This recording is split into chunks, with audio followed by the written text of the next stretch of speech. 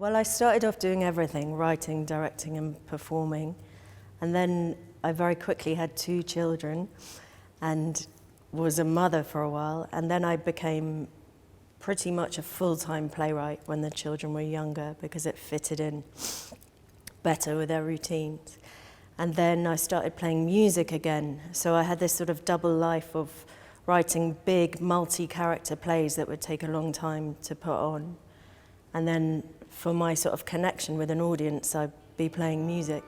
And there's a festival in Ipswich called Pulse, and they had a thing called the Suitcase Prize, which is about, treading very lightly, making a portable show that you could just sort of like a medieval mama pick up and tour around. And that really appealed to me because it was like, how minimal can I make a piece of theatre that's alive and compelling? Raymondo and his little brother Sparky were locked in the cellar underneath their house by their mother when Raimundo was 9 and Sparky was 1.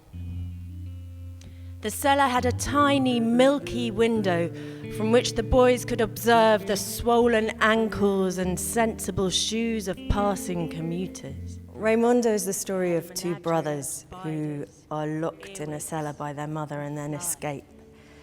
It's really about resilience, adversity, fraternity, and love, and it's a very personal story that I've couched in a sort of magical realist idiom because I like to write in that way. I like the richness of the language and the imagery and the freedom that it gives me and the fact that you can sort of slip between worlds. I'm doing a few accents, I move about a bit, I go and play my keyboard, I come back, but it's really about the power of the story and the fact that I invite people into my world. It's really important to me in pieces that there be space, and I think that's part of my aesthetic, is that there should be space for the audience to respond. I don't want to spoon feed their whole response, I want there to be gaps and spaces. After a time, Sparky begins to uncoil as he sees the warm yellow lights of the houses and smells the delicious dinnerish smells coming from them. I think I've had really different responses from different people. I think the fact that it's magic realist means that if you want to, you can sort of take it at the level of a fairy tale, which may mean that you're slightly less engaged on a personal level, or it may mean it just hits you deeper. And now there's a kind of cliqueiness going on amongst the metaphors.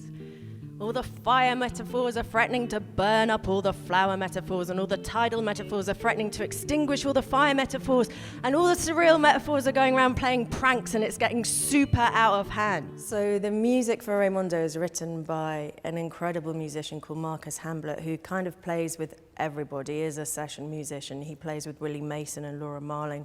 He also is in about 17 bands in Brighton and runs his own label called Will Common.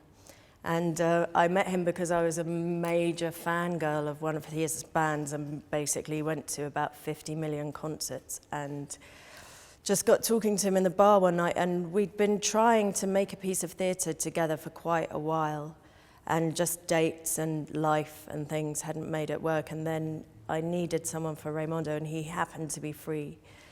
And we looked at the Italian 60s giallo films because they had a sort of sinister but very nostalgic quality that seemed to be really right for this piece that is about innocence but brutality as well.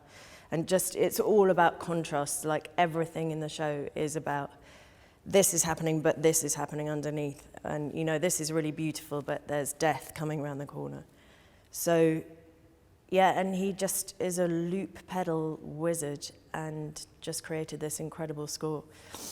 Eventually, he got too busy touring the world, so I had to replace him with another equally brilliant musician, and we'll be replacing him again this summer. But it's fantastic, because now I will have got to work with 3 incredible guitarists and learn to master a loop pedal finally after many years of playing music, so it's all good. Raimundo and Sparky are in the clean, white-sheeted iron bed in the room in which Zelly's capacious pants are drying cheerily on a clothes airer. And they are still blissfully asleep late the next morning when Zelly bursts in brandishing a tray containing not one, but 2 breakfasts each, a full English and a continental.